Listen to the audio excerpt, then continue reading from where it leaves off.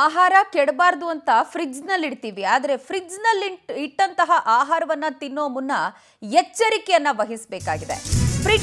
ಫ್ರಿಡ್ಜ್ನಲ್ಲಿ ಇಟ್ಟಂತಹ ಆಹಾರ ಸೇವಿಸುವ ಮುನ್ನ ಎಚ್ಚರ.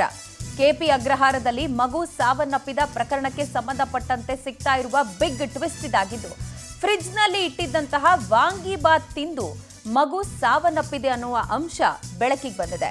ಫೋರೆನ್ಸಿಕ್ ಲ್ಯಾಬ್ ಮತ್ತು FSSAI ವರದಿಯಲ್ಲಿ ವಾಂಗಿಬಾತಿನ ರಹಸ್ಯ ರಿವೀಲ್ ಆಗಿ ಮಗು ಸಾವನ್ನಪ್ಪಿದ 8 ತಿಂಗಳ ಬಳಿಕ ಪ್ರಕರಣಕ್ಕೆ ಊಹೆ ಮಾಡಲಾಗದ ರೀತಿಯ ಟ್ವಿಸ್ಟ್ ಲಭ್ಯ ಆಗ್ತಾ ಇದೆ. ಇದೇ ಪ್ರಕರಣಕ್ಕೆ ಸಂಬಂಧಪಟ್ಟಂತೆ ಕೋರ್ಟ್ಗೆ ವರದಿಯನ್ನ ಸಲ್ಲಿಸೋದಕ್ಕೆ ಕೆಪಿ ಅಗ್ರಹಾರ ಪೊಲೀಸರು ಸಿದ್ಧತೆಯನ್ನ ಕೂಡ ಮಾಡಿಕೊಂಡಿದ್ದಾರೆ.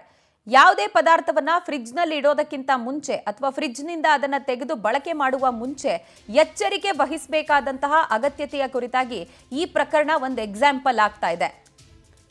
ಈ ಕುರಿತಾಗಿ ಮಾಹಿತಿಯನ್ನ ನೀಡಲಿಕ್ಕೆ ನಮ್ಮ ಪ್ರತಿನಿಧಿ ಮಂಜುನಾಥ್ ಸಕ್ಕರ ನಮಗೆ ನೇರ ಸಂಪರ್ಕಕ್ಕೆ ಸಿಗ್ತಾ ಇದ್ದಾರೆ. ಮಂಜುನಾಥ್, 8 ತಿಂಗಳ ಬಳಿಕ ವಾಂಗಿಬಾತ್ ತಿಂದು ಮಗು ಸಾವನ್ನಪ್ಪಿದೆ ಅನ್ನುವ ಆತಂಕಕಾರಿ ಅಂಶ ಬೆಳಕಿಗೆ ಬಂದಿರೋದು. ಪ್ರಕರಣದ ಡೀಟೇಲ್ಸ್ ಕೊಡೋದಾದ್ರೆ. ಖಂಡಿತ ಪ್ರಜ್ವಲ, ಏನು ಈ ಫ್ರಿಡ್ಜಲ್ಲಿಟ್ಟಿರುವ ಆಹಾರವನ್ನು ಎಷ್ಟು ದಿನದೊಳಗೆ ತಿನ್ನಬೇಕು, ಯಾವಾಗ ತಿನ್ನಬೇಕು ಅಂತೇಳಿ ಇದೀಗ FSL ವರದಿ ಬಹಿರಂಗಗೊಳಿಸಿರುವಂಥದ್ದು. ಯಾಕಂದರೆ ಈ ಪ್ರಕರಣ ಅಂದರೆ 2024 ಅಕ್ಟೋಬರ್ 7 KP ಅಗ್ರಹಾರದ ಭುವನೇಶ್ವರ ನಗರದಲ್ಲಿ ಘಟನೆ ನಡೆಯುತ್ತೆ. ಅಂದರೆ ಇವರು ಆನ್ಲೈನಲ್ಲಿ ಒಂದು ಐಸ್ ಕ್ರೀಮನ್ನು ಆರ್ಡ್ರ್ ಮಾಡಿರ್ತಾರೆ. ಐಸ್ ಕ್ರೀಮನ್ನು ಆರ್ಡ್ರ್ ಮಾಡಿದಾಗ ಮಗು ಐಸ್ ಕ್ರೀಮ್ ತಿಂದಿರುತ್ತೆ. ತದಾದ ನಂತರ ಅದಕ್ಕಿಂತ ಮುಂಚೆ ಈ ಒಂದು ಫ್ರಿಡ್ಜ್ನಲ್ಲಿರುವಂತಹ ವಾಂಗಿಬಾತನ್ನು ತಿಂದಿರುತ್ತೆ.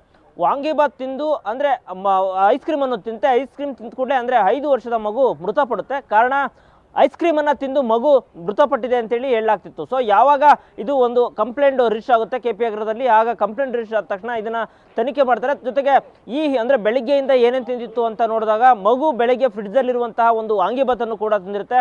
ಆಗ ಕಂಪ್ಲೇಂಟ್ ದಾಖಲಿಸ್ಕೊಂಡಿರುತ್ತೆ. ಅದನ್ನು ಅಂದರೆ ಏನು ಒಂದು ಆಹಾರ ಸುರಕ್ಷಿತ ಗುಣಮಟ್ಟ ತನಿಖೆ ಮಾಡುತ್ತೆ. ತನಿಖೆ ಮಾಡಿದಂಥ ಸಂದರ್ಭದಲ್ಲಿ ಗೊತ್ತಾಗುತ್ತೆ ಅಂದರೆ 48 ಗಂಟೆಗಿಂತ ಹೆಚ್ಚಾಗಿ ತಿಂದಿರುತ್ತೆ.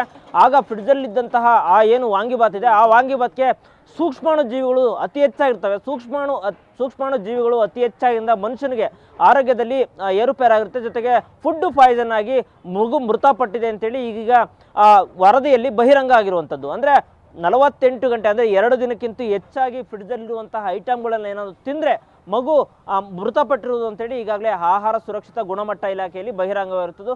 ಈ ಹಿನ್ನೆಲೆಯಲ್ಲಿ ಈಗಾಗಲೇ KP ಅಗ್ರಹಾರದ ಪೊಲೀಸರು ಕೂಡ ಈ ವಿಚಾರವಾಗಿ ಹೈಕೋರ್ಟ್ಗೆ ಹೋಗೋದಕ್ಕೆ ಈಗಾಗಲೇ ಎಲ್ಲ ಸಿದ್ಧತೆಯನ್ನು ನಡೆಸಿಕೊಂಡಿರುವಂಥದ್ದು. ಪ್ರಜ್ವಲ.